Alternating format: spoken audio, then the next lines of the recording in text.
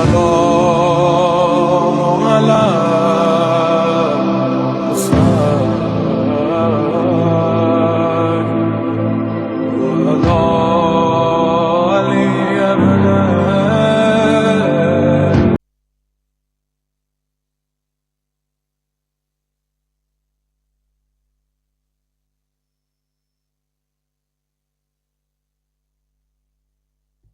تمام تر شہدائے ملت جعفریہ اپنے اپنے مرحومین کو یاد رکھتے ہوئے ایک مرتبہ سورۃ الفاتحہ۔ بسم اللہ الرحمن الرحیم مالک یوم الدین، بسم اللہ الرحمن الرحیم ربنا تقبل منا انک انت السمیع العلیم۔ صلوات پڑھیں محمد وعلی محمد۔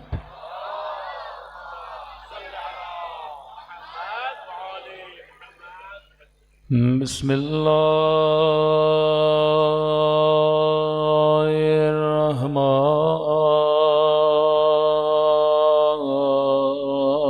الرحمن الرحیم،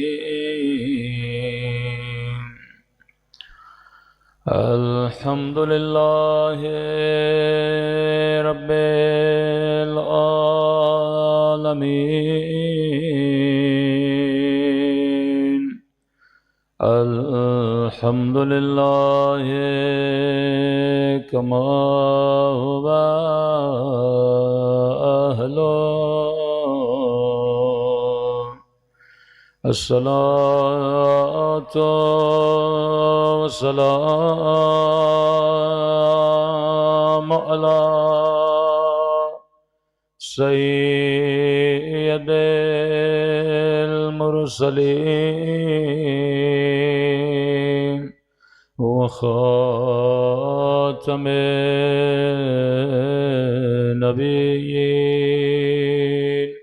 ابی القاسم محمد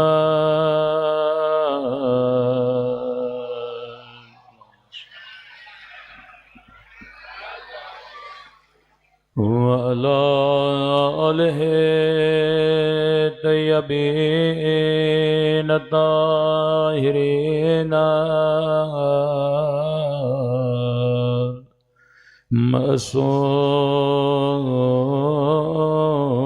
معصومین۔ سب مل کے دعا امام زمان۔ اللہم کل ولیک حجت ابن الحسن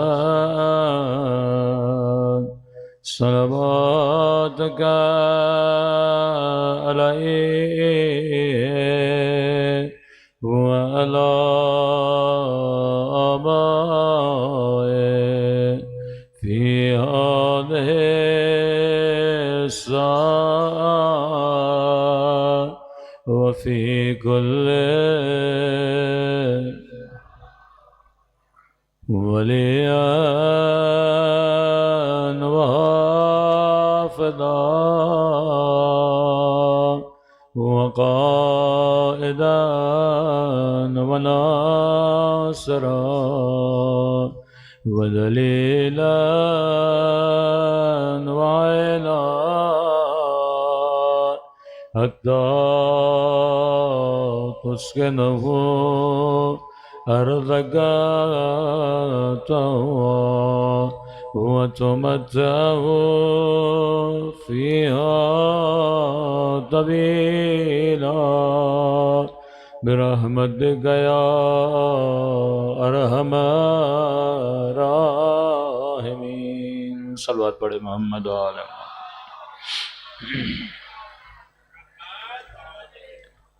بسم اللہ الرحمن الرحیم۔ رب اشرح لی صدری ویسر لی امری واحلل عقدۃ من لسانی یفقہوا قولی، اما بعد فقد قال رسولنا الکریم ان الحسین مصباح الہدی والسفینۃ النجات۔ صلوات پڑھے محمد وعلی محمد۔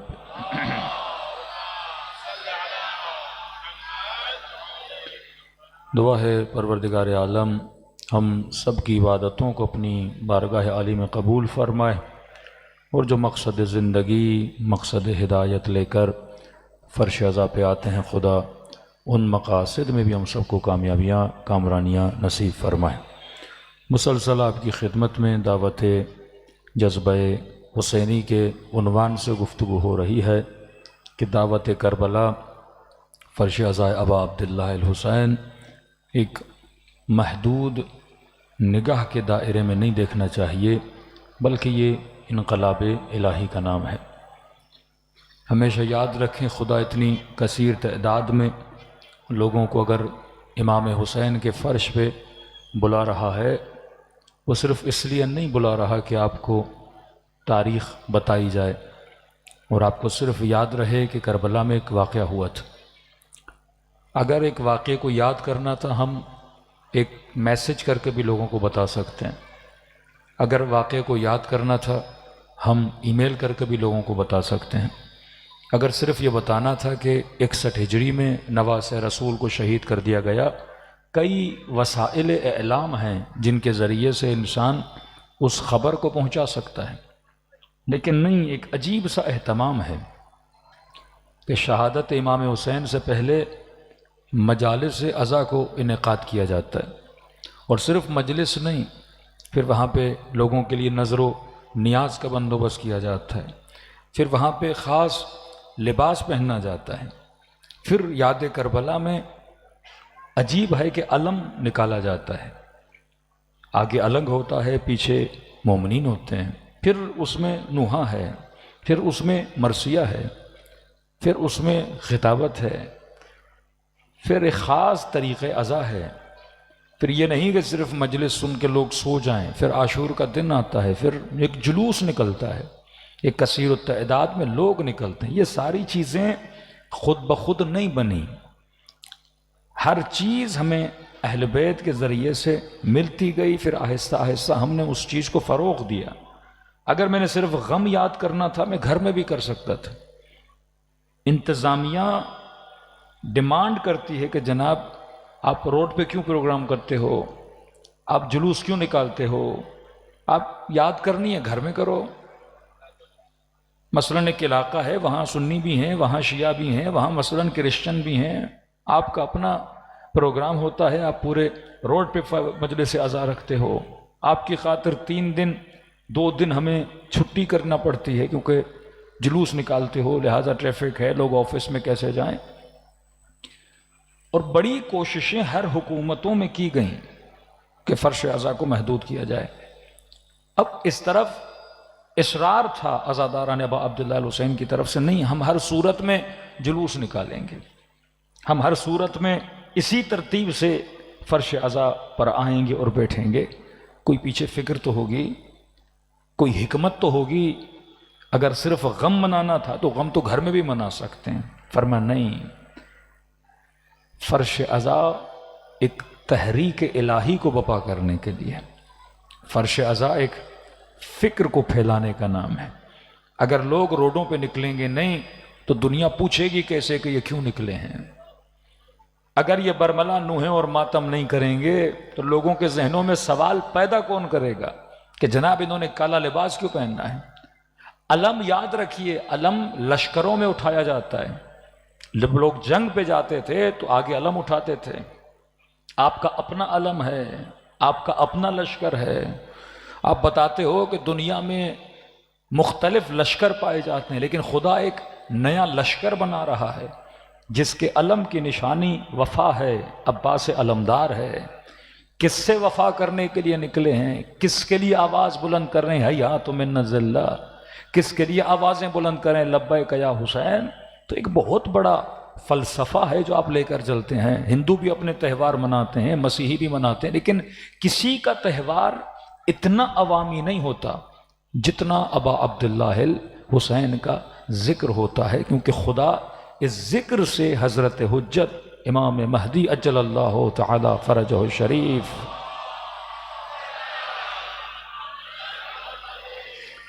مولا کے ظہور کو خدا لانا چاہتا تھا۔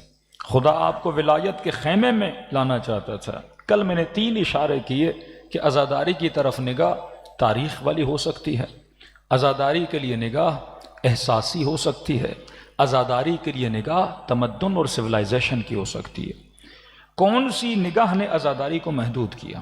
آج بھی افسوس ہے، کل ہی کسی نے کسی خطیب کا کلپ بھیجا جو ممبر پر بیٹھ کر یہ کہیں کہ بھائی یہ بعض لوگ عزا امام حسین کو اصلاح کی طرف لے جانا چاہتے ہیں، اور یہ کہیں کہ ایک حدیث سے معصوم دکھا دو جس میں معصوم نے یہ کہا ہو کہ امام حسین کی عزاداری اصلاح کے لیے ہے۔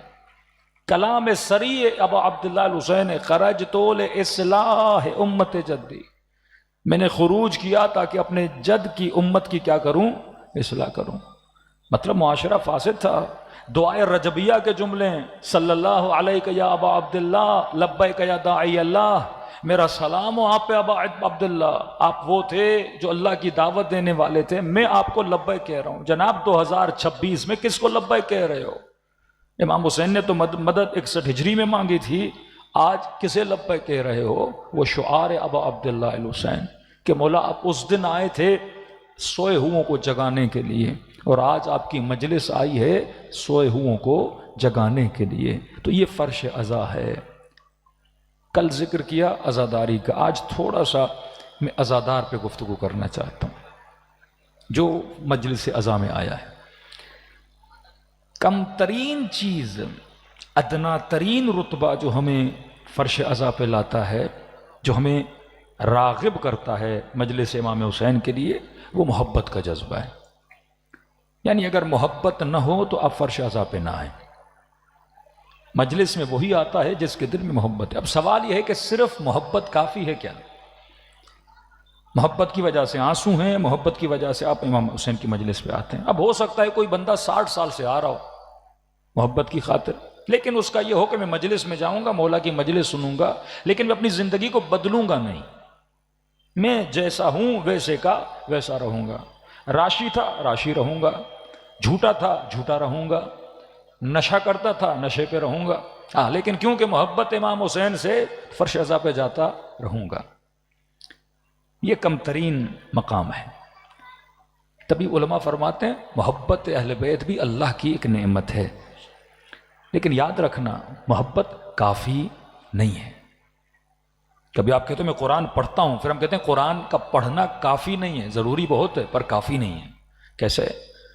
کیونکہ اگر آپ امام حسین سے محبت کر رہے ہو، اس میں آپ کا کمال ہے یا حسین کا کمال ہے؟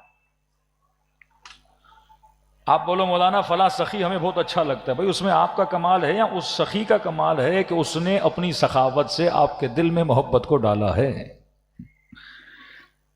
فرمایا حبب الیکم الایمان، خدا کہتا ہے میں نے تمہارے دلوں میں ایمان کو محبوب بنایا، میں نے فسق و فجور کو تمہارے دلوں میں ناپسندیدہ قرار دیا۔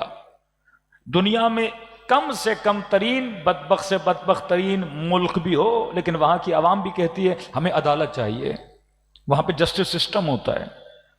یہ کون ہے جو ڈیمانڈ کر رہا ہے مجھے جسٹس چاہیے؟ یہ فطرت بشری ہے۔ فطرت بشر اچھائی کو پسند کرتی ہے، برائی کو پسند نہیں کرتی۔ آج گاندھی بھی امام حسین کے قصیدے پڑھ رہا ہے، گاندھی کا کمال تھوڑی ہے، حسین کا کمال ہے۔ انسانیت کا پیغام دو گے ہر بندہ تم سے محبت کرے گا، سخاوت کرو گے ہر بندہ تم سے محبت کرے گا۔ یہ کمال بشری ہے۔ امام حسین اتنے اعلیٰ تھے کہ امام حسین کی سب تعریفیں کر رہے ہیں۔ اب اگر آپ چاند کی تعریف کر رہے ہو، اس میں آپ کا کمال ہے یا چاند کا کمال ہے؟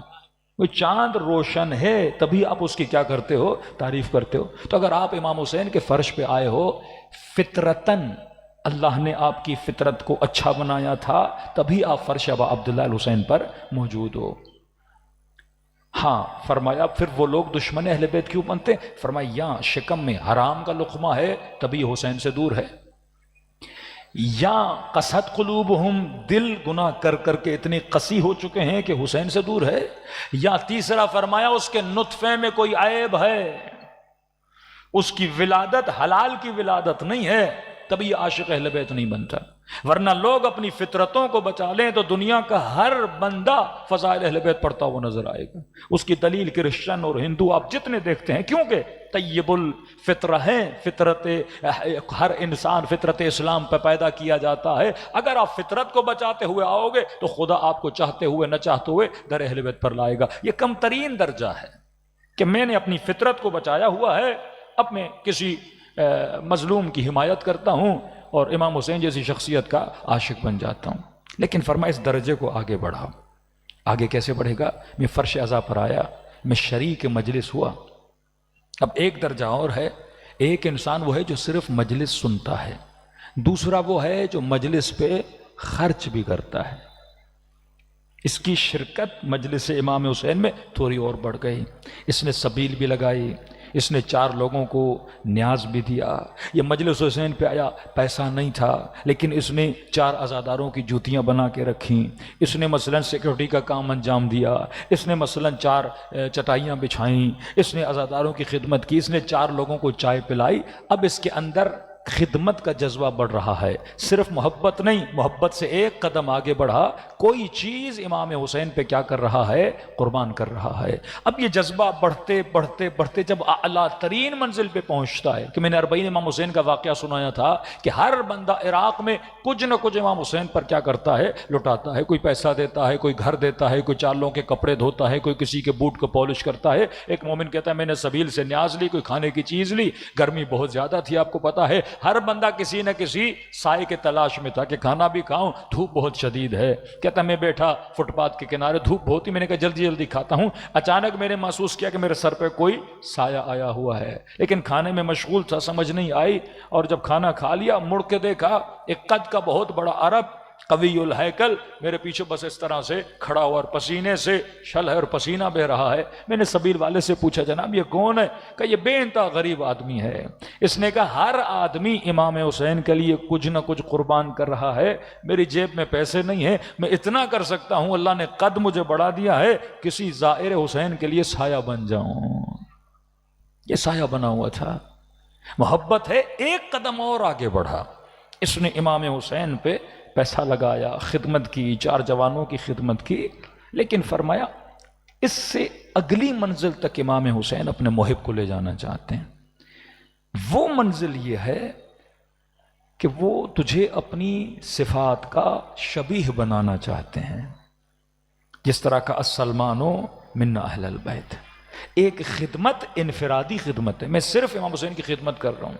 نوجوان آیا نمازی بنا، نوجوان آیا عابد بنا. فرمایا اس سے اعلیٰ منزل یہ ہے کیونکہ عزاداری امام حسین کے اندر ایک چیز بڑی خاص الخاص نظر آتی ہے. وہ یہ ہے کہ امام حسین وہ کام کرواتے ہیں جو اجتماعی کام ہیں، جو سوشل ہیں. مولا یہ نہیں کہتے گھر میں جا کے ماتم کرو، کہتے نہیں اجتماعی طور پہ فرش عزا پہ جمع ہو، مجمع جمع کرو. حلقے میں کھڑے ہوتے ہیں تو وہ ماتم مجھے زیادہ اپنی طرف کھینچتا ہے جس ماتم میں سارے کے سارے لوگ ایک ساتھ اپنا ہاتھ بلند کرتے ہوں اور ایک ساتھ ہاتھ نیچے لاتے ہوں. نماز کا حسن یہ ہے کہ ایک وقت میں سارے لوگ رکوع میں جاتے ہیں. جماعت کا مطلب یہی ہے. وہ اجتماعی کام دیکھنا چاہتا ہے کہ تم جس طرح سے سارے کے سارے لوگ، خطیب مجلس پڑھ رہا ہے، تم سب کا رنگ حسین نے ایک کر دیا کہ سب نے بدن پہ کالا لباس پہنا ہوا ہے. آپ سب کی کیفیتیں ایک ہیں. جب مصائب ہوتے ہیں آپ سب کی آنکھوں سے آنسو بہ رہے ہوتے ہیں. حلقے میں کھڑے ہوتے ہو سب کے سب سینے پہ ہاتھ، یعنی آپ سب کے ایکشنز ایک جیسے ہوتے جا رہے ہیں. آپ سب روتے ہو، آپ سب ماتم کرتے ہو، آپ سب نے کالا لباس پہننا ہے، آپ سب کو امام حسین سخی بنا دیتے ہیں، آپ سب کے دلوں میں امام حسین کربلا کا غم ڈال دیتے ہیں. دیکھ رہے امام حسین سب کو کیا بنا رہے ہیں؟ ایک رنگ میں رنگتے جا رہے ہیں. فرمایا جب ایک رنگ تم لوگوں کا بن جائے گا تب امام زمانہ کا ظہور ہوگا. انفرادی طور پہ آپ نیک ہو گئے، معاشرہ نیک نہیں ہے. اس سطح تک امام حسین آپ کو لانا چاہتے ہیں. انقلابات، ریولیشنز تبھی آتی ہیں جب سارا معاشرہ نکلے. ایک بندہ کسی ظالم کے خلاف نکلے گولی مار کے مار دیا جائے گا. کربلا کے میدان میں 70 تھے، شہید کر دیے گئے. لیکن اگر پورا کوفہ نکلتا تو کبھی وہ واقعہ نہ ہوتا. شاید ظہور منجی عالم بشریت امام حسین ہوتے، حکومت الہی کو قائم کر دیتے. یہ بدبختیاں جو آپ سارے مسلمانوں پہ 1400 سال میں آ رہی ہیں کیونکہ انہوں نے ولی خدا کی مدد نہیں کی تھی. وہ انقلاب الہی اسی وقت آ جاتا اگر امام حسین کی مدد کرتے. کتنے لوگ تھے ابن زیاد کے ساتھ؟ شرم آتی ہے یہ تاریخ پڑھتے ہو. 50 لوگ تھے ابن زیاد کے ساتھ، 4000 لوگ تھے جناب مسلم نقیل کے ساتھ. 4000 50 کو شکست نہ دے سکے کیونکہ ہم عقیدہ نہیں تھے، کیونکہ ہم فکر نہیں تھے۔ اگر جب آپ ہم عقیدہ ہو جاتے ہیں، یہاں پہ ظالم کھڑا ہو جائے اور کہے کہ جناب جو بھی پیچھے نہیں ہٹے گا ہم گولی مار دیں گے، اگر آپ سب کے سب بہادر ہوں کتنوں کو مارے گا؟ اگر آپ سب کے اندر ایثار کا جذبہ ہو، قربانی کا جذبہ ہو، یہ نہ ہو کہ میرا بچہ، میرا گھر، میرا خاندان، جب دین پر بات آپ سب کے سب اس لٹانے کا جذبہ اپنے اندر رکھیں، جب یہ جذبہ آ جائے گا پھر حجت خدا کا کیا ہوگا؟ ظہور ہوگا۔ حدیث معصوم ہے کہ امام زمانہ کا خدا ظہور کیوں نہیں کرتا؟ فرمایا خوف ہے کہ فرزند زہرا کو قتل نہ کر دیا جائے، اسی طرح جس طرح 11 اماموں کو شہید کر دیا۔ اب فرمایا ظہور کب ہوگا؟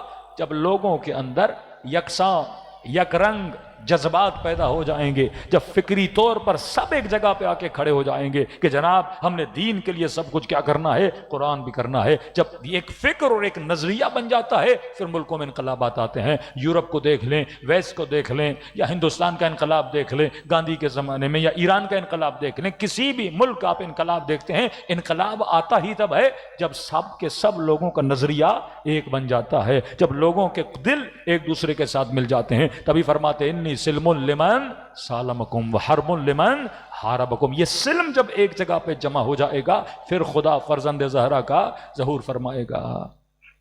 فرمایا افضل الاعمال انتظار الفرج، بہترین عمل یہ ہے کہ امام زمانہ کا انتظار کیا جائے۔ اب انتظار کیا ہے؟ بعض ہمارے خطیب آدھی قوم کو اس کام پہ لگایا ہوا ہے کہ گھروں میں بیٹھ کر کرسیاں سجا کر امام زمانہ کے لیے اللہ جل اللہ جل اللہ جل۔ کتنا محنت کا کام ہے اللہ جل کہنا، کہ ایک تسبیح اللہ جل پڑھو امام زمانہ آ جائیں گے۔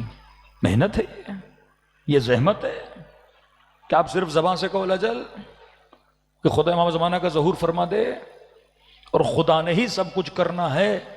اور خدا کو اگر لوگوں کی امداد یا لوگوں کے جذبے کی ضرورت نہ ہو تو پھر خدا امام زمانہ کا ظہور 1200 سال پہلے کر دے، 1400 سال پہلے کر دے۔ یہ کس چیز کا انتظار کیا جا رہا ہے؟ اگر خدا لوگوں کو مومن بنانے پر آئے، قدرت خدا میں کمی نہیں ہے، 4 معجزے دکھائے، 4 قوموں پہ عذاب نازل کرے، وہ کام خدا کر چکا ہے امت ما قبل میں۔ عاد پہ عذاب آیا، سمود پہ عذاب آیا، پھر گمراہ ہو جاتے تھے۔ قوم لوط پہ عذاب آیا، پھر وہی حرکتیں کرتے تھے۔ آج کا یہود کو نہیں پتا، آج کا مسیحیوں کو نہیں پتا کہ گزشتہ امتوں میں، وہ بائبل میں، وہ نیو ٹیسٹمنٹ میں، اولڈ ٹیسٹمنٹ میں کیا نہیں لکھا ہوا خدا نے کون کون سے عذاب نازل کیے۔ پھر وہی ہو جاتا ہے بندہ، کیونکہ عقلانی طور پہ بالغ نہیں ہے۔ یہ عذاب کو دیکھتا ہے، 5 منٹ ڈرتا ہے، پھر سے جا کے وہی گناہ کرتا ہے۔ خدا یہ چاہتا ہے کہ ایک خاص نسل تیار ہو جائے، عقلانی طور پر اتنی بلند ہو جائے جس طرح کربلا میں اصحاب ابا عبداللہ الحسین تھے۔ سوشلی سب جمع ہو جائیں، انفرادی طور پر نہیں کہ ایک شخص عالم ہو جائے۔ اب آپ دعا امام زمانہ پڑھتے ہو، اللہم اشبع کل جائع، اے خدا ہر بھوکے کا پیٹ بھرو، اے خدا۔ اللہم اکسو کل عریان، اے خدا جس کے بدن پہ لباس نہیں اسے کتنے لوگ جا کے دعا کریں۔ یہ بالکل ایسا ہے جیسے آپ الجل کہتے ہو کہ خدا بھوکے کا پیٹ بھرو۔ بھائی کس نے پیٹ بھرنا ہے؟ من ذا الذی یقرض اللہ قرضا حسنا، تو نے پیٹ بھرنا ہے، تو نے بے لباس کے بدن پہ لباس ڈالنا ہے۔ کوئی قرضوں میں ڈوبا ہوا ہے، خدا نے تجھے دیا ہے، تم نے جا کے اس کا قرض ادا کرنا ہے۔ یہ تو بالکل ایسے ہے پھر ایام حج میں جو ان کے مولوی خطبہ دیتے ہیں اور فلسطین کے لیے آنسو بہاتے ہیں، مظلوموں کی مدد فرما۔ کون مدد کرے گا؟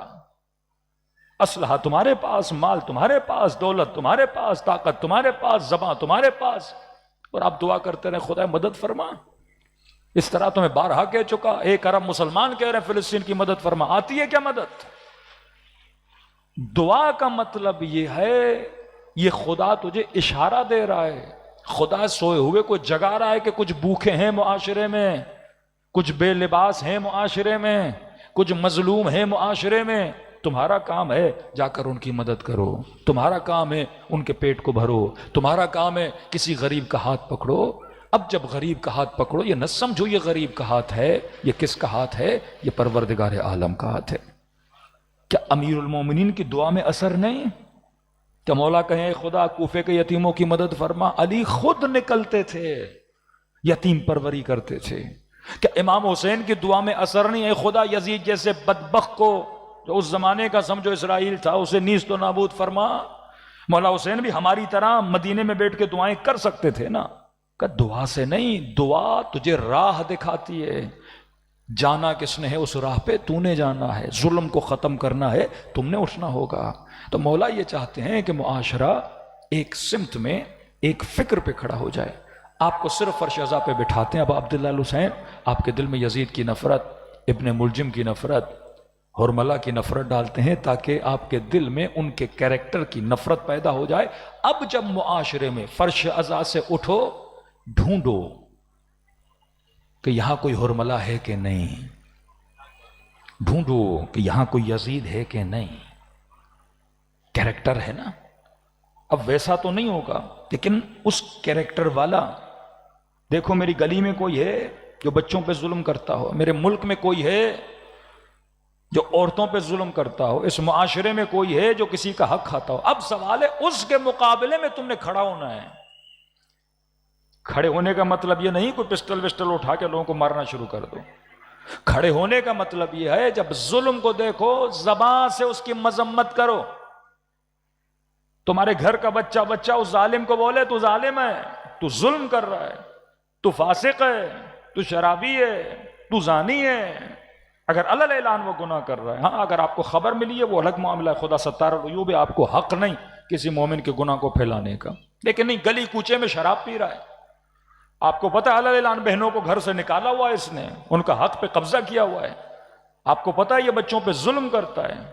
اسرائیل کا ظلم کس سے چھپا ہوا ہے؟ امریکہ کا ظلم کس سے چھپا ہوا ہے؟ کشمیریوں پہ جو ظلم ہوتا ہے انڈیا میں کس سے چھپا ہوا ہے؟ جو ظلم جہاں بھی ہو رہا ہے، اپنے ملک کے اندر ہو یا ملک کے باہر ہو. فرمایا اتنا نسل بیدار ہو جائے کہ ظالم ان سے ڈرے کہ اگر میں ظلم کروں گا یہ لوگ مجھے نہیں چھوڑیں گے، اگر میں ظلم کروں گا یہ مجھ پہ لعنتیں بھیجیں گے. اس کی ایک محسوس آپ کو مثال دوں. ایران میں قانونی طور پہ حجاب واجب ہے، لیکن آپ تہران جائیں، شیراز جائیں، اتنی بے حجابی. عراق میں قانوناً حجاب ضروری نہیں، لیکن جب 40 پہ جاتے ہو، جو لوگ جا چکے ہیں کربلا، آپ نے کتنی خواتین کو بے حجاب دیکھا؟ قانون نہیں ہے. یہ نہیں کہ کوئی بے حجاب ہوگا کوئی پولیس اسے پکڑ کے چلی جائے گی، قانون نہیں ہے. لیکن وہاں کسی خاتون کو جرت نہیں کہ وہ بد حجاب ہو کر گھومے، مطلب گندا لباس پہن کے گھومے، جیسا لباس مثلا تہران میں، شیراز میں یا مختلف ممالک میں پہنا جاتا ہے، جسے بد حجابی بولا جاتا ہے. 40 امام حسین پہ آپ نہیں دیکھتے. 30 ملین کا مجمع، 30 ملین یا 20 ملین یا 15 ملین، ملینز میں مجمع ہے. کبھی سوچا کرو ایک خاتون نہیں نظر آتی جس نے مستہجن لباس پہنا ہو، ایسا لباس بدن کی نمائش کر رہی ہو. بھائی 30 ملین ہے، اتنی عورتیں ہیں. حالانکہ ان میں کئی ایسی خواتین ہیں جو یورپ سے آتی ہیں، مختلف جگہوں سے آتی ہیں. ضروری نہیں سارے کے سارے متقی اور باحجاب ہوں.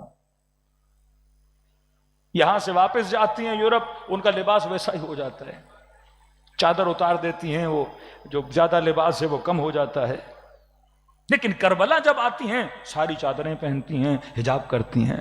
یہ سوچو، اسے کہتے ہیں حسینی تمدن، اسے کہتے ہیں اخلاق حسین، اسے کہتے ہیں اثر ابا عبداللہ الحسین.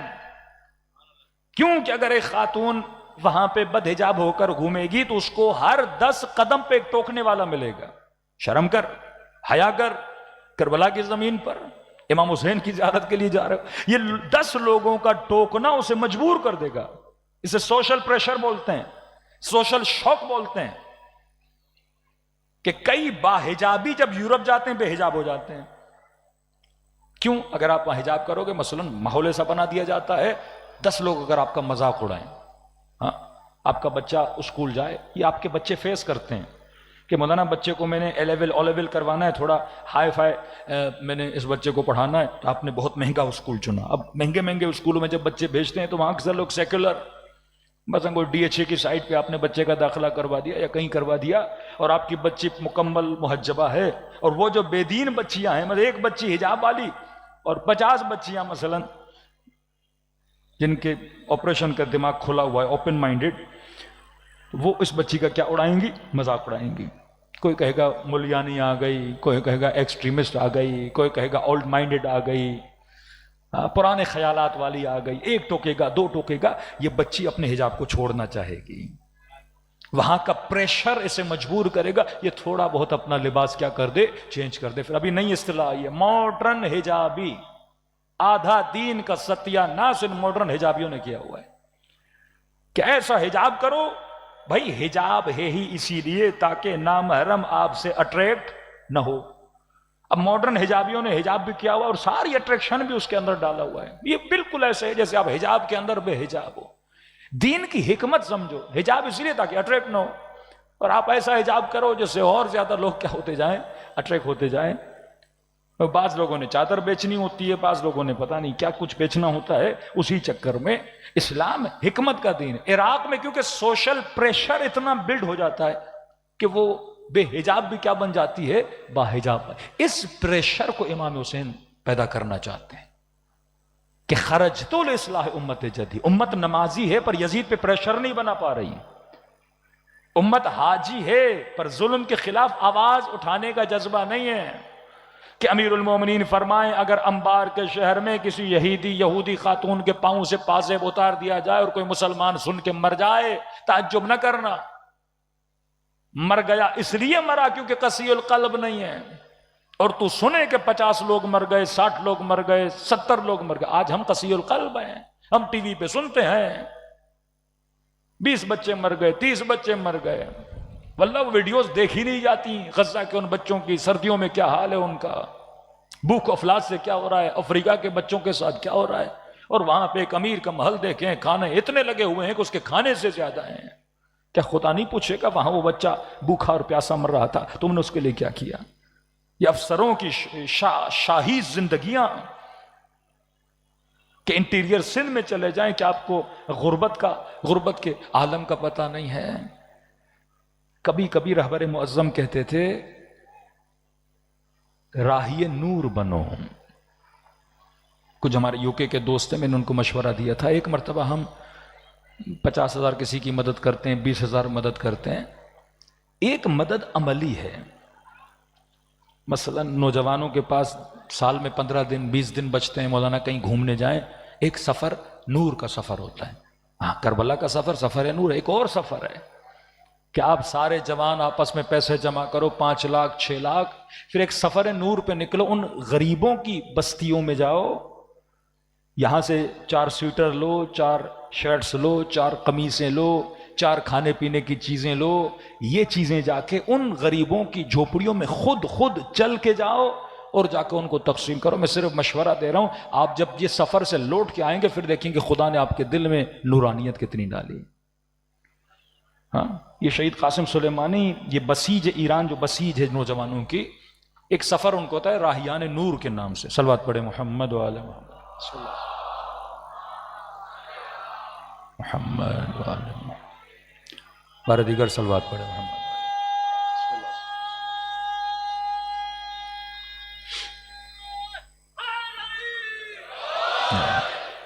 تمام علماء حق کی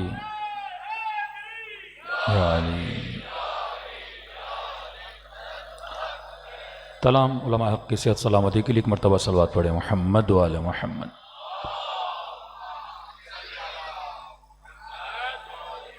تو ایک سفر ہے راہیان نور کا سفر، جہاں پہ خود شہید قاسم اور وہاں کے نوجوان غریب بستیوں میں جاتے تھے. اب کسی کو گھر بنانے کا ہنر ہے، کوئی کولر بنانا جانتا ہے، کوئی کیا بنا، سارے مل کے جاتے تھے اور فری میں ان غریبوں کے کیا بناتے تھے، گھر بناتے تھے. اس سے انسان کے دل میں کیا پیدا ہوتی ہے، نورانیت پیدا ہوتی ہے.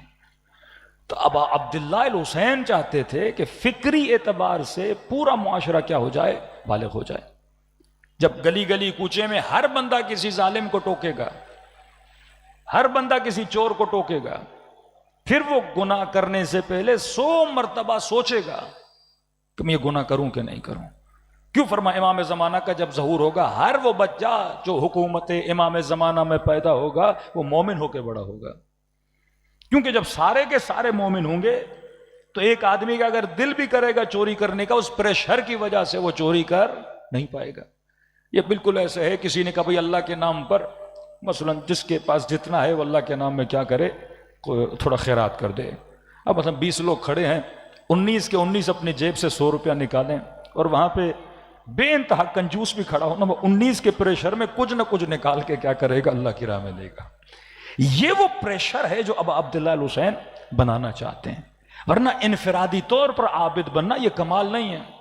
خدا کے پاس عابدوں زاہدوں کی کمی نہیں ہے، خدا کے پاس عبادت کے لیے امام زمانہ ہی کافی ہیں کہ زمین خدا پہ ایک امام ہے جو عبادت کر رہا ہے۔ خدا کے پاس ملائکوں کی کمی نہیں، تسبیح کرنے والوں کی کمی نہیں۔ اللہ یہ چاہتا ہے کہ دنیا کے کونے کونے تک دین اسلام کو پھیلایا جائے، اور لوگوں کی عادتیں اور لوگوں کی صفات اور لوگوں کی فکر ایک جیسی بن جائے۔ یہ نہیں کہ یہ سخی ہے اور وہ کنجوس ہے، کہ نہیں۔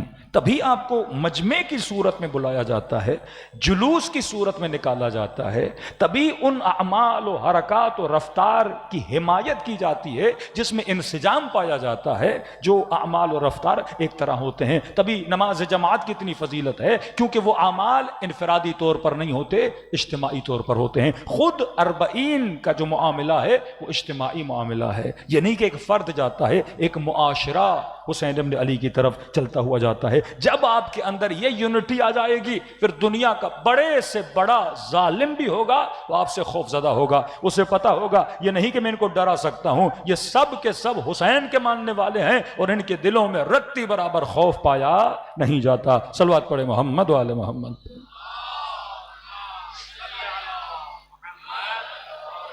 محمد وعجل فرجم، یہاں بلا کر آپ کو اہل ولایت بنایا جاتا ہے۔ تو یہ جو محب ہے، ایک تو عزا ہے، ایک ہے محب۔ محب کو چاہیے اس درجے پر آئے کہ اجتماعی طور پر سب کی حرکات و رفتار ایک ہو جائیں۔ دوسرا مقام، دوسرا جذبہ، فرش عزا کا جذبہ یہ ہے کہ آپ جب اہل بیت رسول سے ملتے ہیں تو خدا آپ کو طاہر بناتا ہے، پاک بناتا ہے، کیونکہ آل رسول کے لیے فرمایا انما یرید اللہ لیذہب عنکم الرجس اہل البیت ویطہرکم تطہیرا۔ صلوات پڑھے محمد و آل محمد۔ یہاں لفظ انما ہے، خدا نے حصر کیا، یہاں ارادہ ذاتی پروردگار عالم۔ آپ نے گلاس کو پاک کیا پانی کے ذریعے سے، آپ نے کپڑا دھویا پانی کے ذریعے سے، بیچ میں پانی آیا پاکیزگی کے لیے، لیکن جب اہل بیت کی بات آئی فرمایا کسی اور نے نہیں، خود وجود پروردگار عالم نے اہل بیت کو کیا کیا ہے، پاک و پاکیزہ کیا ہے۔ روایات معصومین میں ہے کہ صرف 14 وجود ہیں جنہیں پروردگار عالم نے ڈائریکٹ خود پاک و پاکیزہ کیا ہے۔ اب آپ کہیں گے 1 لاکھ 1 کم 24,000 نبی کیا معصوم نہیں ہیں؟ کیا وہ پاک و پاکیزہ نہیں ہیں؟ حضرت عباس، سیدہ زینب سلام اللہ علیہا، حضرت علی اکبر، کیا یہ پاک نہیں ہیں؟ کیا صرف 14 پاک ہیں؟ کلام معصوم میں ہے کہ ہاں، صرف اور صرف جسے ڈائریکٹ کسی وجود احدیت نے پاک کیا ہے وہ پروردگار عالم نے صرف اور صرف 14 کو پاک کیا ہے۔ 14 کے علاوہ جتنے بھی انبیاء ہیں یا اولیاء ہیں، اگر ان کو پاکیزگی ملی تو محمد اور آل محمد کے وسیلے سے ملی۔ ڈائریکٹ خدا نے 14 کو پاک کیا، اب اس کے علاوہ جس نے بھی پاک ہونا تھا وہ کس کے ذریعے سے ہوا؟ وہ نور محمد کے ذریعے سے ہوا۔ ایک بڑی پیاری روایت ہے، معصوم نے فرمایا آدم اگر چاہتے تو اولو العزم نبی بن سکتے تھے، لیکن کہ حضرت آدم کا وہ عزم نہیں تھا۔ مولا کیا مطلب؟ فرمایا خدا نے ہر نبی سے ایک عہد لیا، ایک میثاق لیا، اور 14 کا نور انبیاء کو دکھایا تاکہ انبیاء اس 14 کے نور کو قبول کریں۔ کہ جب حضرت آدم کے سامنے 14 کا ذکر ہوا تو قبول کرنے میں حضرت آدم نے تھوڑا دیر سے جواب دیا، کہ یہ دیری باعث ہوئی وہ اولو العزم نبی نہ بنے، لیکن فرمایا حضرت آدم نے فی الفور اس نور کو قبول کیا۔ خدا نے رسول بھی بنایا، خدا نے امام بھی بنایا، خدا نے صاحب عزم بھی بنایا، اور قرآن میں حکم ہوا وَإِنَّ مِن شِيعَتِهِ لَإِبْرَاهِيمَ۔ جس نبی کو جو کمال ملا وہ کس کی وجہ سے ملا؟ 14 کی وجہ سے ملا۔ اب 5 منٹ سوچیں، ولی خدا کی اتنی اہمیت کیوں ہے؟ قرآن جب اٹھاتے ہیں تو خدا حضرت ابتداء خلقت میں حضرت آدم کا ذکر کرتا ہے۔ خدا نے حضرت آدم کا پتلا بنایا، اور ملائکوں کو حکم دیا کہ آدم کو سجدہ کریں۔ کبھی 5 منٹ سوچیں، خدا غیر اللہ کو سجدہ کیوں کروا رہا ہے؟ بارہا کہتا ہوں، قرآن کو اگر صرف تاریخی نگاہ سے پڑھو گے، کربلا کو تاریخی نگاہ سے پڑھو گے، تاریخ ضروری ہے پر کافی نہیں ہے۔ آج بچے کو اٹھاؤ اور صرف قرآن پڑھاؤ کہ جناب حضرت آدم تھے، اللہ نے خلق کیا اور کا سجدہ کرو، ملائکوں نے سجدہ کیا، ابلیس نے سجدہ نہیں کیا، یہ نہ بتاؤ کہ سجدے کا حکم کیوں دیا گیا تھا، خدا کیوں غیر اللہ کو سجدہ کروا رہا ہے؟ سجدہ معبود کو ہوتا ہے کہ شیطان نے کہا پروردگارا میں تیری ایسی عبادت کروں گا کہ ایسی عبادت کائنات میں کسی نے تیری نہیں کی ہوگی، لیکن آدم کو سجدہ نہیں کروں گا۔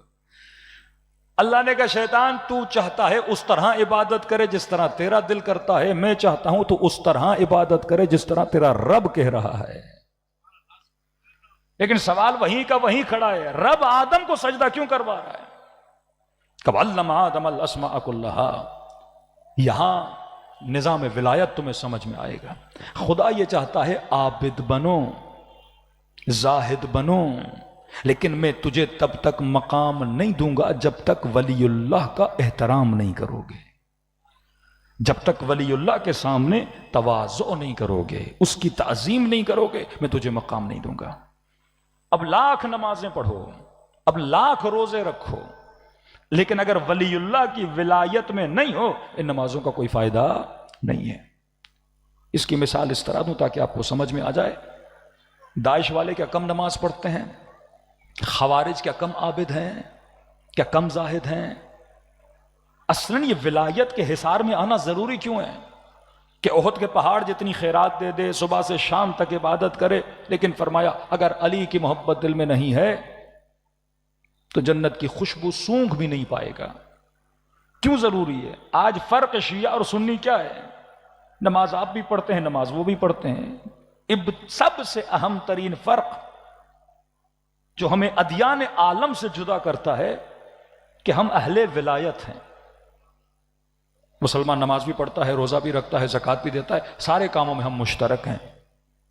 جہاں پہ ہماری فکر الگ ہو جاتی ہے وہ کیا ہے؟ ولایت۔ اب یہ ولایت کیوں اتنی ضروری ہے؟ ولایت ہمیں کیا دیتی ہے کہ خدا نے ابلیس کو اس دربار سے نکال دیا کیونکہ اہل ولایت نہیں بن رہا تھا؟ عجیب واقعہ آپ کے 5ویں امام کا، فرمایا حضرت موسیٰ نے اللہ کو کہا کہ خدایا میں آپ کے درمیان اور ابلیس کے درمیان چاہتا ہوں تھوڑی نیگوسیشنز ہوں، ٹیبل ٹاک ہو، معاملہ سولو کرواؤں، یہ بدبخت سب کو گمراہ کر رہا ہے۔ خدا نے کہا بات کرو۔ مولا فرماتے ہیں کہ حضرت موسیٰ نے بات کی ابلیس سے، کہا بھائی توبہ کرو، کہ اللہ پتہ نہیں معاف کرے کہ نہیں، کہ میں نے بات کر دی ہے، خدا تمہارے گناہوں کو معاف کر دے گا۔ کہا ٹھیک ہے، منظور ہے، اگر اللہ معاف کرتا ہے تو میں ابلیس توبہ کرنے کے لیے تیار ہوں۔ ابلیس راضی ہو گیا۔ پھر حضرت موسیٰ نے خدا سے بات کی، پروردگارا وہ توبہ کرنے پر راضی ہے۔ اللہ نے کہا میں معاف کرنے پر راضی ہوں، لیکن شرط یہ ہے کہ آدم کی قبر پہ جائے اور جا کے سجدہ کرے۔ اب فارسی میں کہتے ہیں لج و لج بازی، یہ کوئی خدا کے درمیان اور ابلیس کے درمیان کوئی ضد نہیں چل رہی کہ خدا وہ بندہ توبہ کے لیے تیار ہے اور خدا کہے کہ نہیں اس کو سجدہ کرو گے، آدم دنیا سے جا چکے، نہیں قبر پہ بھی جا کے سجدہ کرنا ہے۔ مسئلہ یہی ہے، توبہ بھی تب قبول ہوگی جب اہل ولایت بنو گے۔ اگر اہل ولایت نہیں تو خدا توبہ قبول نہیں کرتا کہ مجھے تو تم پہلے دن سے مانتے ہو۔ مسئلہ یہ ہے ولی اللہ کو مانو، ولی اللہ کے حصار میں آؤ، کیونکہ میرے سارے فیوزات اور فیض الہی رحمتیں اگر نازل ہوں گی تو کس کے ذریعے سے؟ میں انہی کے ذریعے سے تمہیں رحمتیں دیتا ہوں۔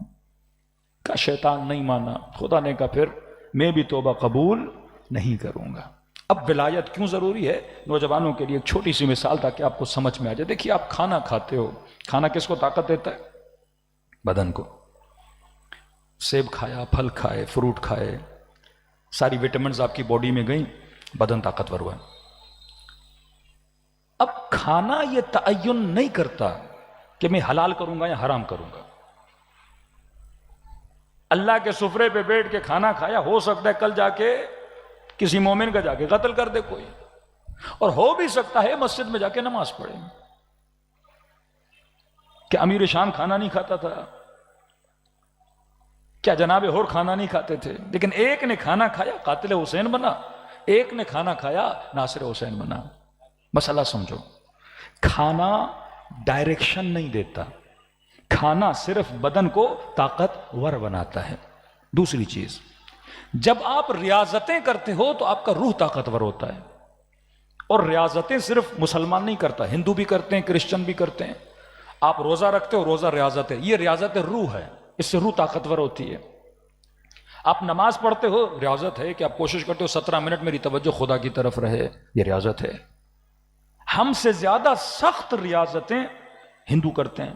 آپ جا کے دیکھ لیجئے ان کے پنڈت بدھسٹ کو دیکھ لیں، بال نہیں رکھتے پوری زندگی، شادی نہیں کرتے پوری زندگی، شہوتوں کا بائیکاٹ کرتے ہیں۔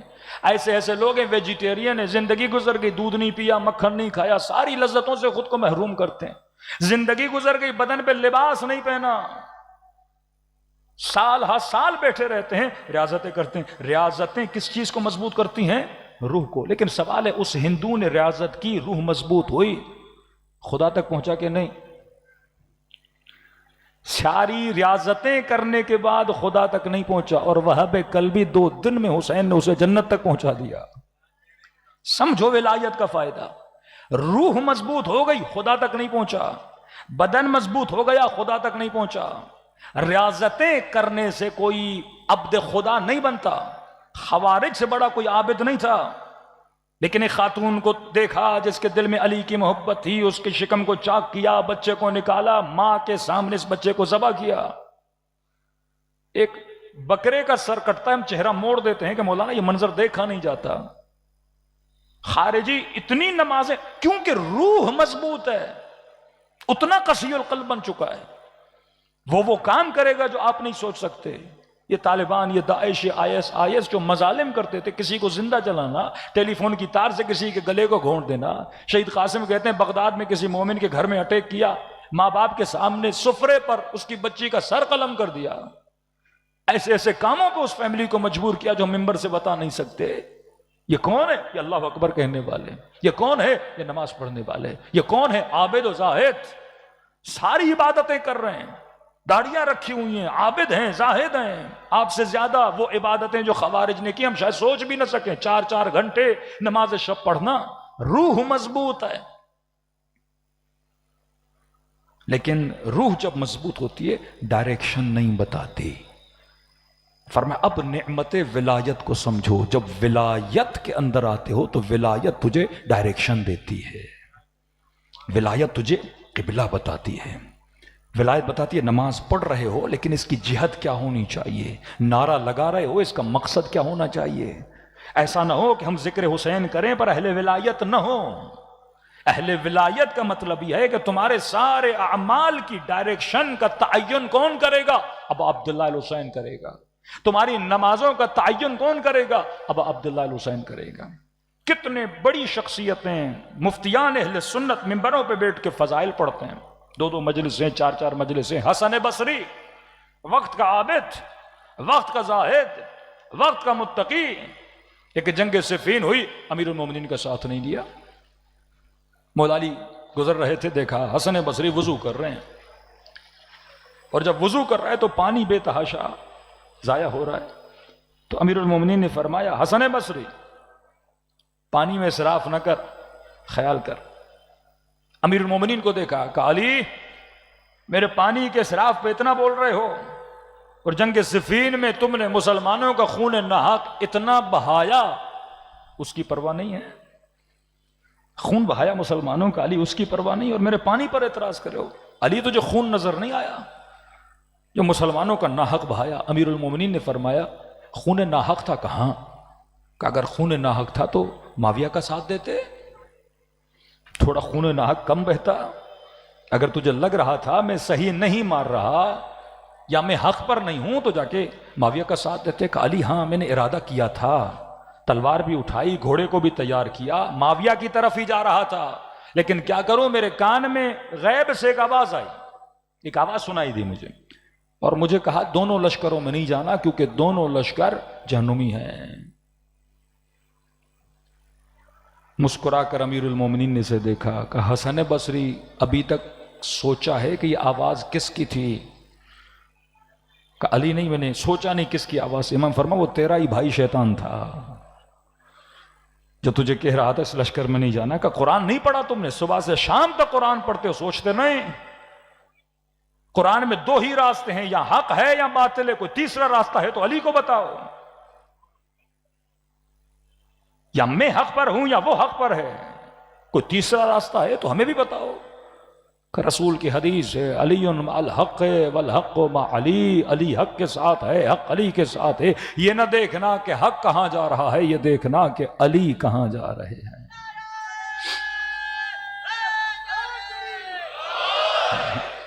یہ دیکھنا کہ علی کہاں جا رہے ہیں. تبھی ساتویں امام، امام موسیٰ کاظم علیہ الصلوۃ والسلام،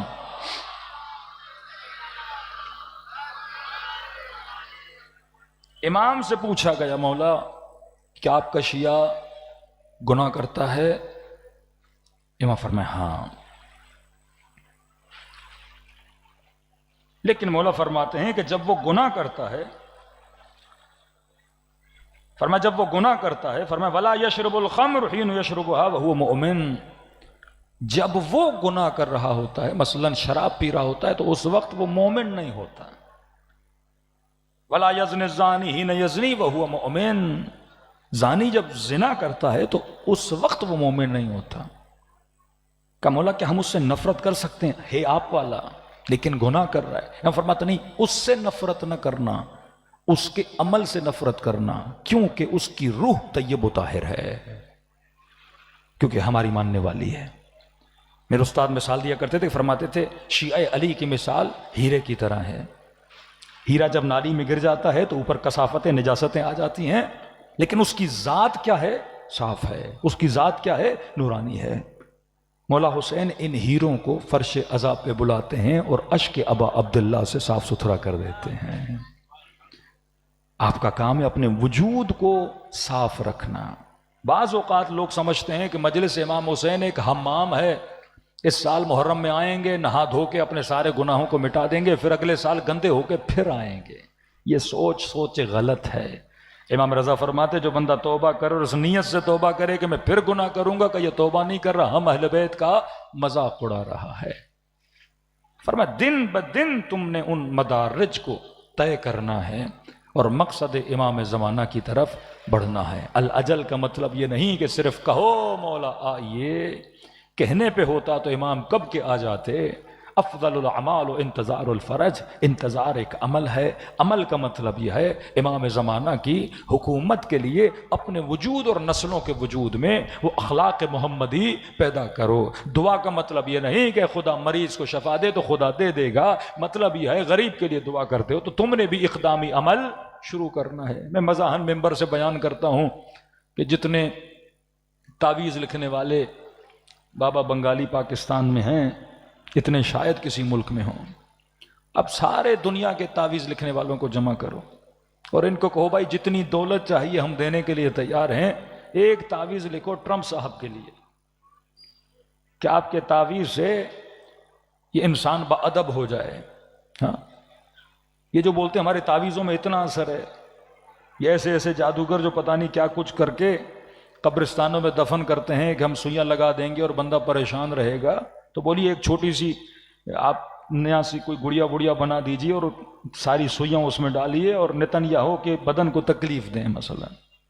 ہاں، ان چیزوں سے اگر دشمن تباہ ہوتا، میں کہتا ہوں 1 ارب مسلمان جمع ہو جائے نا اور اللہ کے دربار میں ہاتھ بلند کریں، پروردگارہ مثلا فلاں ملک کو نیست و نابود فرما، اسرائیل کو نیست و نابود فرما. اب دعائیں کرتے رہو، اسرائیل کو کچھ ہونے والا نہیں. خالی دعا نہیں، ساتھ میں دوا بھی کرو. دوا کیا ہے کہ مسلم جب دعا کرے تو اس کے علاج کا بھی سوچے. علاج آپ کو کس نے دیا؟ ابا عبداللہ حسین نے دیا.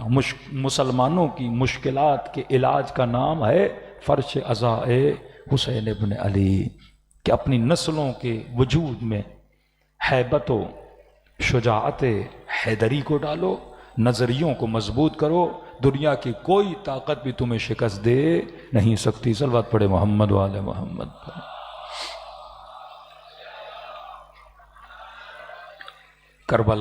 کربلا کی شان اس لیے ہے، تھے تعداد میں کم پر نظریہ ایک تھا، وہ بچہ ہو، وہ بڑا ہو، وہ بیویاں ہوں، وہ چاہے بنو ہاشم کی سیدانیاں ہوں یا چاہے وہب کی ماں ہو، نظریہ آپ ایک پاؤ گے۔ ایک بار سنتے ہو بی بی زینب نے اونو محمد کے سروں کو نہیں اٹھایا، کہ میں علی کی بیٹی ہوں، ایک بار دے دوں، واپس نہیں لیتی۔ کل آپ سنا کربلا میں 3 سر ایسے تھے کہ جن کے بدن میں ابھی روح تھی اور سروں کو قلم کر دیا گیا۔ اصحاب میں وہ سر تھا جناب وہب کلبی کا، کہتے ہیں اس کے سر کو عبرت بنانے کے لیے ماں کے سامنے کاٹا، اور کاٹنے کے بعد وہب کی ماں کے سامنے پھینکا، لیکن چند دن سیدہ زینب کے ساتھ اس نے گزارے، مزاج زینبی بن گیا۔ بیٹے کے سر کو اٹھا کے واپس پھینکا، کہ میں اس گھر کی ماننے والی ہوں جو اللہ کی راہ میں دیتے ہیں تو پھر واپس لیتے نہیں ہیں۔ یہ وہ اصحاب کا رنگ تھا۔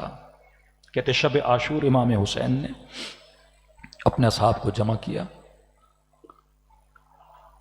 فرمایا حسین نے بیعت اٹھا لی، جس نے جانا ہے چلا جائے۔ یہاں تک حسین کا ساتھ دیا، حسین آپ کا شکریہ ادا کرتے ہیں۔ امام حسین نے سوچا کہ شاید شرم حضور کی وجہ سے کوئی جانا چاہتا ہے پر نہیں جانا چاہے، تو امام حسین نے پھر چراغ کو بجھا دیا۔ کہتے ہیں کچھ وہ تھے جو رو رہے تھے کہ ابا عبداللہ یہ آپ کیا کہہ رہے ہیں کہ ہم آپ کو چھوڑ کے چلے جائیں، کچھ وہ تھے جو مسکرا رہے تھے کہ امام حسین یہ آپ کون سی ڈیمانڈ کر رہے ہیں ہم سے کہ جنت ہمارے سامنے ہو اور ہم جنت کو چھوڑ کے چلے جائیں۔ اس وقت امام حسین نے فرمایا کہ جیسے اصحاب خدا نے مجھے دیے کسی کو عطا نہیں کیے۔ فرمایا ہر نبی نے جنت کا بتایا لیکن کسی نبی نے جنت دکھائی نہیں، میں واحد امام ہوں جو اپنی 2 انگلیوں کے درمیان اپنے اصحاب کو جنت دکھا رہا ہوں۔ مشہور صحابی کا جملہ کہ مولا اگر ہمارے جسموں کو عرباً عربا کاٹا جائے، جلایا جائے، راکھ بنا کے ہوا میں اڑا دیا جائے، اگر 70 مرتبہ خدا پیدا کرے ہم 70 مرتبہ اسی طرح اپنی جانوں کو آپ پہ قربان کرنا چاہیں گے۔ یہ وہ اصحاب حسین ہیں جو آپ کے لیے آج رول ماڈل بنے ہوئے ہیں، یہ وہ اطاعت ہے جو آپ کے لیے رول ماڈل ہے۔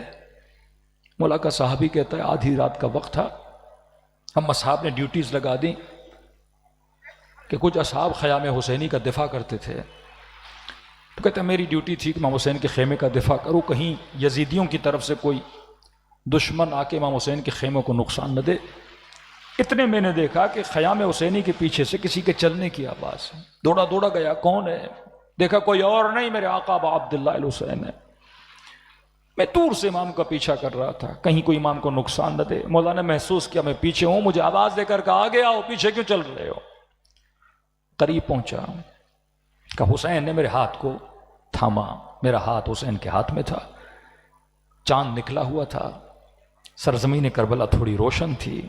امام حسین نے کہا اے میرے صحابی سامنے وہ پہاڑیاں دیکھ رہے ہو؟ میں نے کہا جی مولا۔ امام نے فرمایا ان پہاڑیوں کے پیچھے ایک بھی یزید کا لشکر والا سپاہی نہیں۔ کہ میں نے بیعت اٹھا لی، دیکھو تمہارے چھوٹے چھوٹے بچے ہیں، اگر جانا چاہتے ہو ابھی چلے جاؤ، آدھی رات کا وقت ہے۔ کہتے آنکھوں میں آنسو بھر آئے، مولا آپ کیسی باتیں کر رہے ہیں، آپ بار بار کیوں کہہ رہے ہیں؟ مولا آپ کو میرے بچوں کی پرواہ ہے، کیا مجھے حسین کے بچوں کی پرواہ نہیں ہوگی؟ کہ مولا آپ کے بچوں کا کیا ہوگا کربلا میں؟ کہ مولا نے ماتھے کا بوسہ دیا، سینے سے لگایا، دعا دی مجھے کہ رات بہت ہو گئی ہے، کل طویل جنگ کا دن ہے، خیمے میں جاؤ۔ اب حسین جانتے ہیں نا یہ سارے تھوڑی تھوڑی دیر کے مہمان ہیں۔ مجھے کہا میں ذرا اپنی بہن کے خیمے میں جاؤں۔ کہ میں جا ہی رہا تھا، اب عبداللہ اپنی بہن کے خیمے میں گئے، نہ چاہتے ہوئے میں نے کچھ آوازیں سنی کہ جیسے حسین بہن کے خیمے میں گئے تو بیوی نے اپنے بھائی کو کہا کہ بھیا حسین تجھے اپنے صحابیوں پہ بھروسہ تو ہے؟ مولا ایسا نہ ہو کل کوئی چھوڑ کے چلا جائے جن کے آسرے پر آئے ہو۔ فرما نہیں بہن زینب، جیسے صحابی خدا نے مجھے دیے کسی کو نہیں دیے۔ جیسے اس نے سنا نا کہ حسین تجھے اپنے صحاب پہ بھروسہ تو ہے، اس کا چہرہ اتر گیا، سیدھا دوڑا دوڑا صحاب کے خیمے میں آیا۔ حبیب نے دیکھا، مسلم ابن اسجا، زہیر ابن قین، کہ کیا ہوا، چہرہ کیوں اترا ہوا ہے؟ کہ وائے ہو ہم پہ، علی کی بیٹی کو ہم پہ بھروسہ نہیں ہے. اور کا سکون کے ساتھ بیٹھے وہ سب کے سب اٹھے، حضرت عباس کے پاس گئے. غازی ہمیں اتنی اجازت دو، ہم سیدہ کے خیمے کے سامنے بیٹھے. امام نے کہا ہوا کیا ہے؟ حضرت عباس نے کہا ہوا کیا ہے؟ کہ ہمیں سکون نہیں، ہمیں قرار نہیں، کیونکہ علی کی بیٹی کو ہم پہ ابھی تک بھروسہ نہیں ہے. کہتے سارے کے سارے سیدہ کے خیمے کے سامنے آئے اور آواز دے کر کہا کہ علی کی بیٹی جب تک ہمارے جسموں میں خون کا ایک قطرہ بھی باقی ہے ہم حسین پہ آنچ آنے نہیں دیں گے. اور کیا وفا کی انتہا کی. جناب سعید امام حسین کی نماز، بوڑھا تھا، اتنا بوڑھا ابروؤں کے بال آنکھوں پہ آتے تھے، کمر جھکی ہوئی، اپنے ماتھے پر کس کے کپڑا باندھا تاکہ یہ بال میری آنکھوں پر نہ آئے. ایک کپڑا کس کے کمر پہ باندھا کیونکہ کمر جھکی ہوئی تھی. کہتے جب تیر چلنے لگے نا تو سعید نے 17 تیر اپنے بدن پہ لیے حسین کی نماز کو بچاتے بچاتے. کہاں کہاں لگے ہوں گے. کہتے جب تیر لگے تو بدن سے خون جاری ہوا، خون جاری ہوا تو بدن میں راشا ہوا، جب راشا ہوا تو سعید نے محسوس کیا کبھی گر جاؤں گا. کہتے اسی عالم میں مڑ مڑ کے امام کو دیکھ رہا تھا کہ حسین کی نماز ختم ہوئی کہ نہیں ہوئی. کہتے ایک مرتبہ دونوں بازو اپنی کمر پہ رکھے کہ بدن مجھے اتنی مہلت دے حسین کی نماز ختم ہو جائے. کہتا امام نے سلام آخر دیا، صحیح سرزمین کربلا پہ گرا. یہ ان اصحاب میں سے ہے کہ جس کے سر کو امام حسین اپنے دامن میں لیا.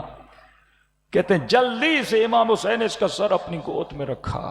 کربلا صرف تاریخ نہیں معارف کا مجموعہ ہے. کہتے ہیں اتنا خون بدن سے بہا، اتنا بوڑھا ہو چکا اب زبان سے ایک لفظ نہیں نکل رہا، لیکن گویا بہت پریشان ہے، مولا سے کچھ کہنا چاہتا ہے، کوئی آخری خواہش بتانا چاہتا ہے. اب عبداللہ کہہ رہے ہیں سعید سکون سے چلا جا، میرا نانا تیرا انتظار کر رہا ہے، میرا بابا تیرا انتظار کر رہا ہے، سعید جنت تیرا انتظار کر رہی ہے. لیکن نہیں کچھ کہنا چاہتا ہے، پریشان ہے. مولا جنت کی خبر دے رہے ہیں لیکن سعید کچھ کہنا چاہتا ہے. بار بار کہہ رہے ہیں سعید بول، سعید کیا کہنا چاہتے ہو؟ زبان سے 2 جملے نکلے کہ مولا رضیت، مجھ سے راضی ہو گئے. جب حسین نے کہا سعید میں تجھ سے راضی، میری اماں زہرا تجھ سے راضی. حق ادا کیا اصحاب نے حسین کا. شہداء کربلا میں ایک شہید جناب جندب، یہ شہید ہو گیا. اس کا بیٹا ہم عمر ہے حضرت قاسم کا، 13-14 سال کا بچہ. امام حسین کے پاس آیا، ابا عبداللہ مجھے اذن جہاد دیں. امام نے فرمایا چھوٹے ہو ابھی، تمہاری ماں نے ابھی شوہر کا غم لیا ہے، غمگین ہے بیٹا، اسے ماں کو بیٹے کا غم نہ دو. کہنے لگا مولا کیا کروں، ماں نے ہی بھیجا ہے کہ تو کیسے زندہ ہے، تمہارے بابا نے وعدہ کیا تھا.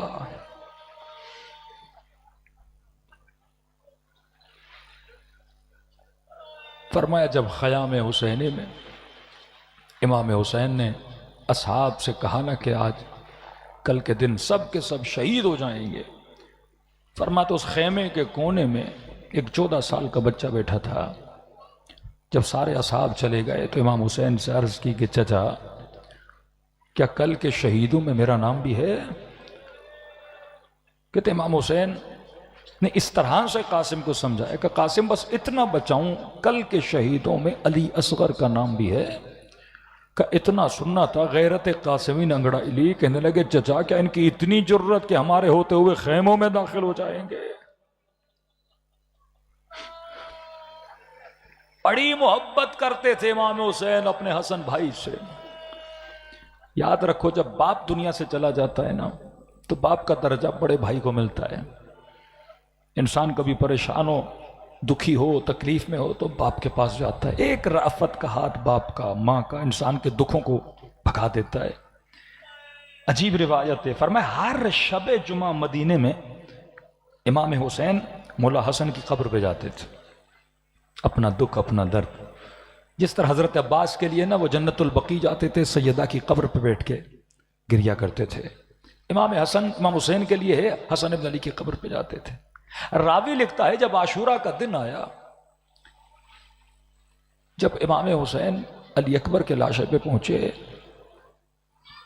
کہتے اس قدر غم حسین کے وجود کو پکڑ چکا تھا، یہ روایت کے جملے عرض کر رہا ہوں، مولا فرماتے ہیں کہ حسین ابن علی کی رگوں میں جتنا خون تھا، جز وجود حسین تکلیف میں تھا۔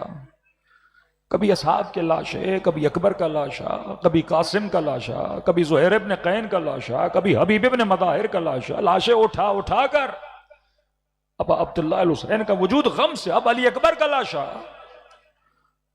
راوی کہتا میں نے دیکھا حسین نے تلوار زمین کربلا میں گاڑی ہوئی تھی اور اپنا سر گھٹنوں کے بل کھڑے تھے اور سر تلوار پہ رکھا ہوا تھا، اور حسین گریا کر رہے تھے اکبر کے بعد۔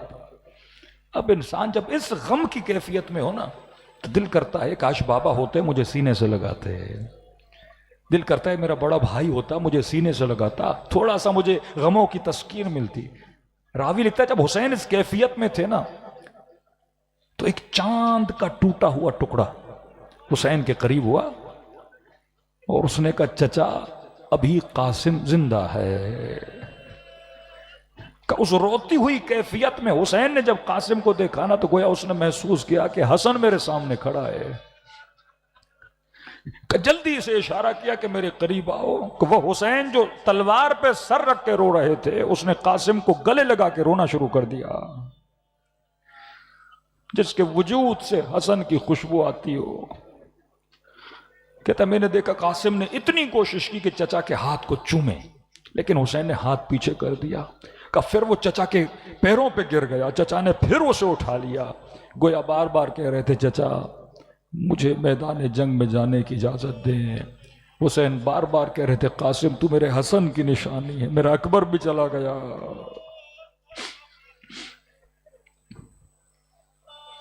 جب نہ مانے جناب قاسم اور جب وہ تعویذ حسن دیکھا کہ عباس حسن کی نشانی قاسم کے لیے ایک زرہ لاؤ۔ روایت کے جملے حضرت عباس فرماتے ہیں میں نے ہر خیمے کی چھان بین کر دی لیکن مجھے کوئی قاسم کے بدن والا زرہ نہیں ملا۔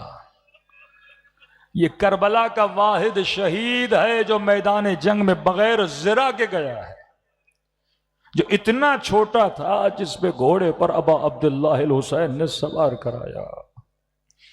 دلوں کو کربلا کی طرف روانہ کریں۔ آج خدا کو دو اماموں کا واسطہ دو، حسین کا واسطہ بھی دو، حسن ابن علی کا واسطہ بھی دو، اور تھوڑا سا امام حسین کی تنہائی کو محسوس کرو۔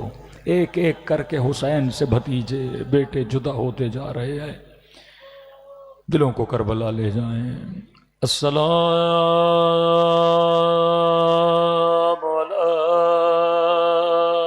الحسین وعلی علی ابن الحسین وعلی اولاد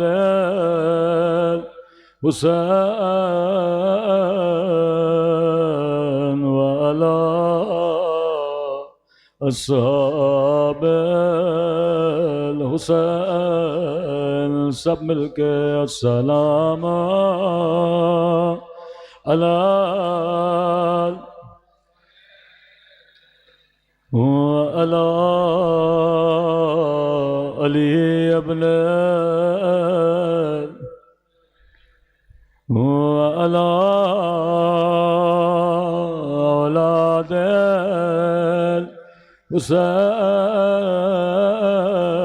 حسین وعلی مجمع بہت بلند آواز سے السلام علی حسین وعلی علی ابن وعلی اولاد الحسین وعلی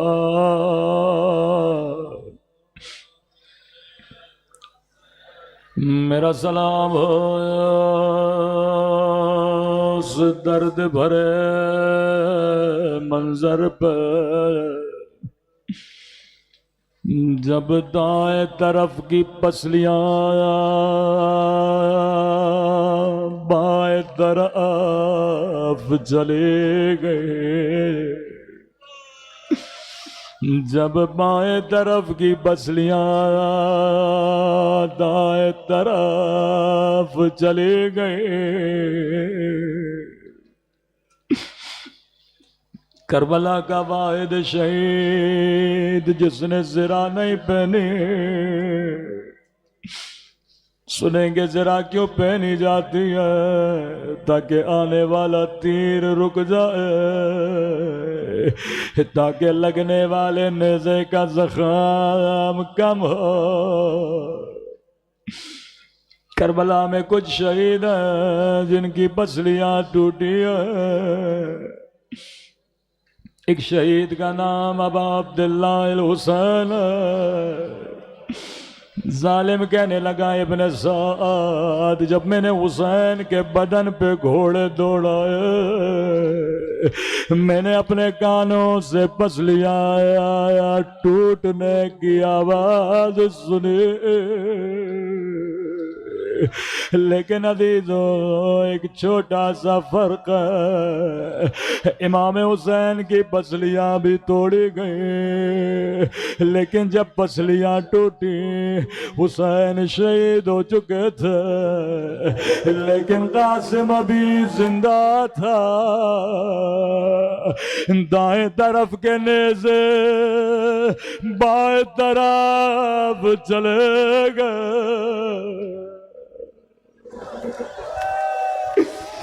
حسن کا یتیم قاسم عجب نہیں آواز دے کر کہا ہوگا بابا حسن ایک نگاہ اپنے یتیم کے بدن پہ کرو۔ بابا جس طرح دادی زہرا کی پسلیاں توڑی گئی، بابا میں دادی زہرا کا شبیہ بن چکا ہوں۔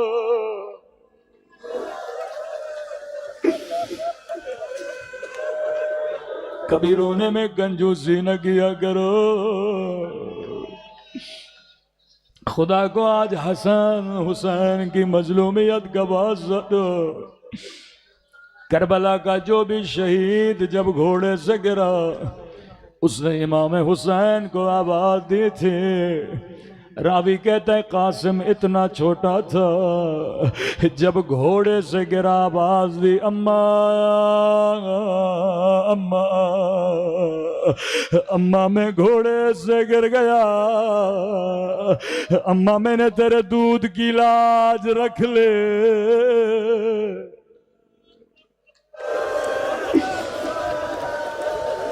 حسین دوڑے دوڑے میدان کربلا میں پہنچے، روایت کے جملے زین میں پاؤں تھے، امام حسین فرس پہ کھڑے ہوئے، ایک مرتبہ دائیں طرف دیکھا بائیں طرف دیکھا، حسین کو کہیں قاسم کا لاشا نظر نہیں آیا، کہنے لگے حسن کی نشانی، چچا کو آواز دو۔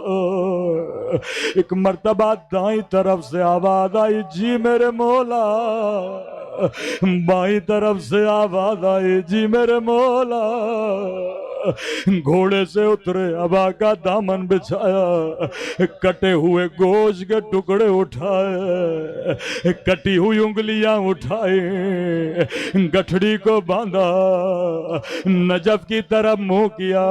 بابا خیبر فتح کرنا آسان، بابا خندق فتح کرنا آسان، لیکن یتیم کی لاش کے ٹکڑے اٹھانا بڑا مشکل ہے۔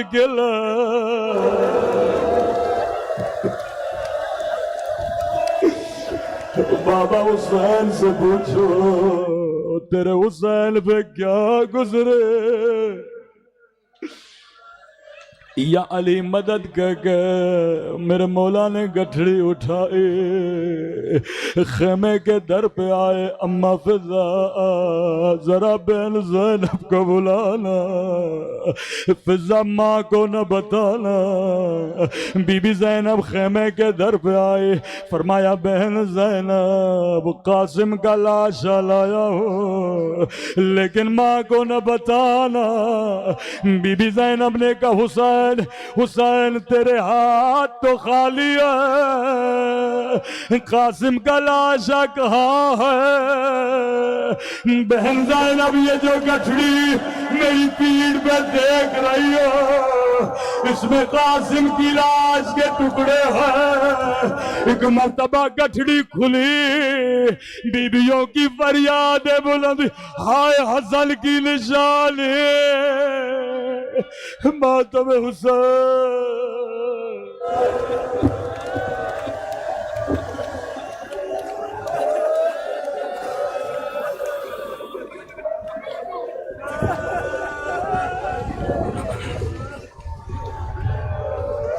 جناب امجد الحسین سے گزارش کرتے ہیں۔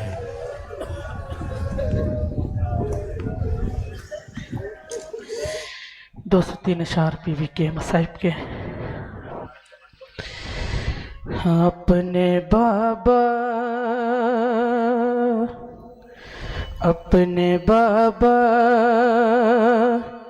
کی لاڈلی ہوں میں،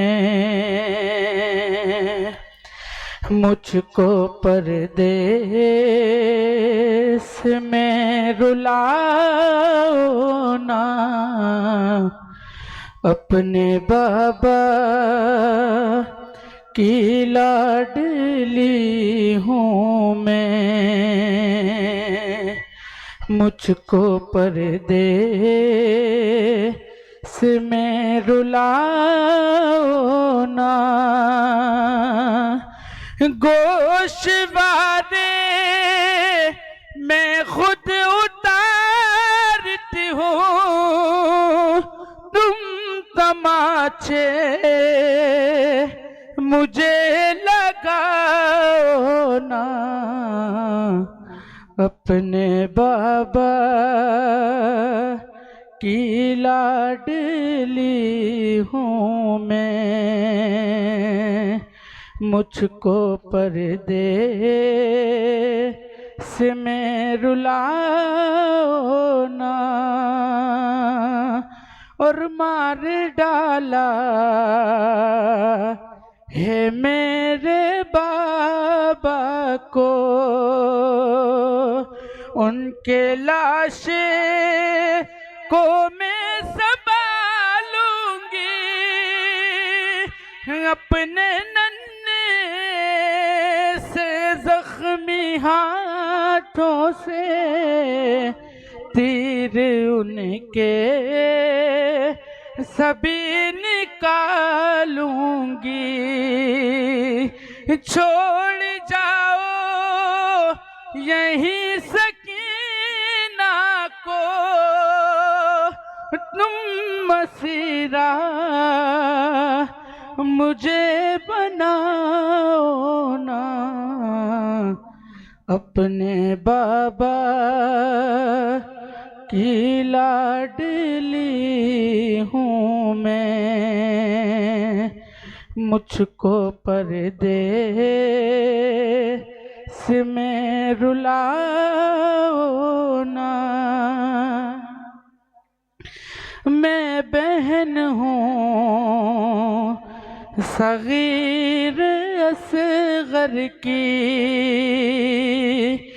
مجھ کو چھوٹی بطول کہتے ہیں، میرے کانوں سے خون ہے جاری، دیکھ آنسو بھی میرے بہتے ہیں، 3 دن سے بہت پیاسی ہوں، تھوڑا پانی مجھے پلاؤ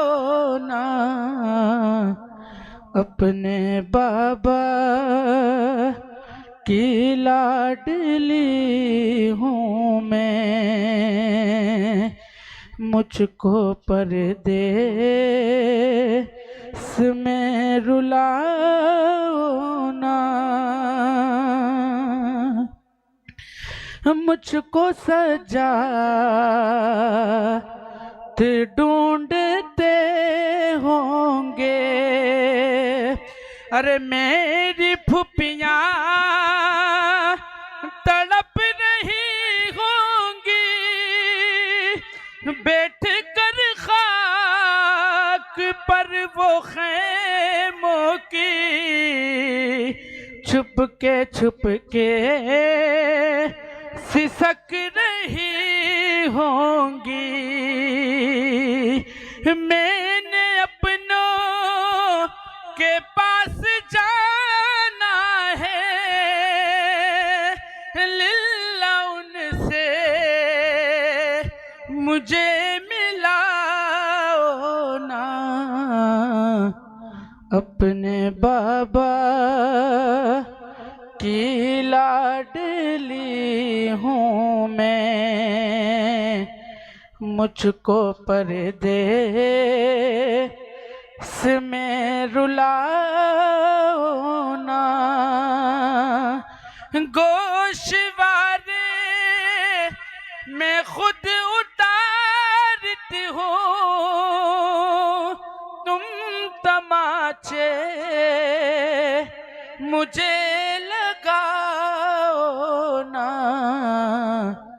اپنے بابا کی لاڈلی ہوں میں، مجھ کو پردیس میں رلاؤ نا۔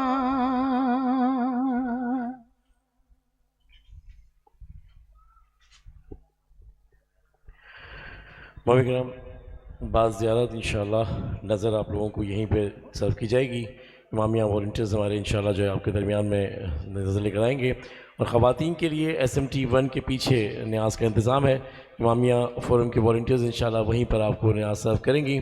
آپ تمام امین سے گزارش ہے کہ بعد زیارت یہیں پر تشریف رکھیے گا، متوجہ زیارت۔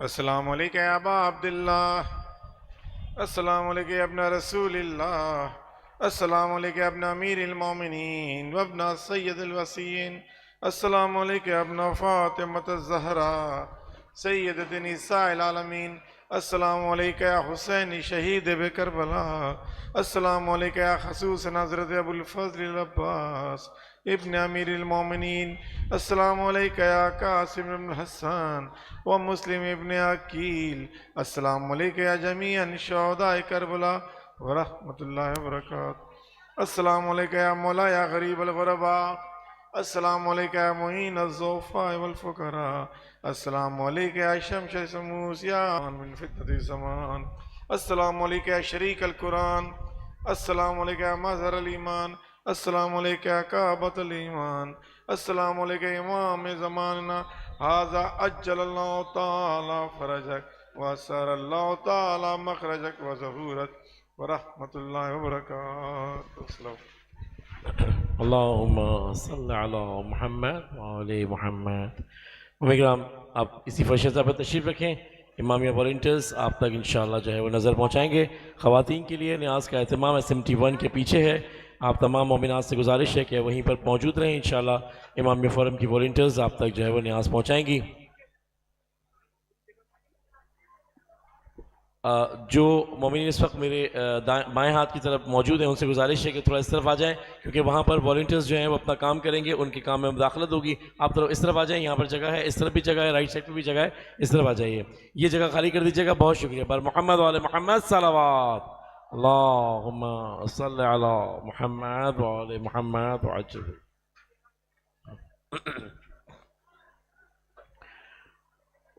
مولوی کرام، 8، 9 اور 10 محرم الحرام کو اسی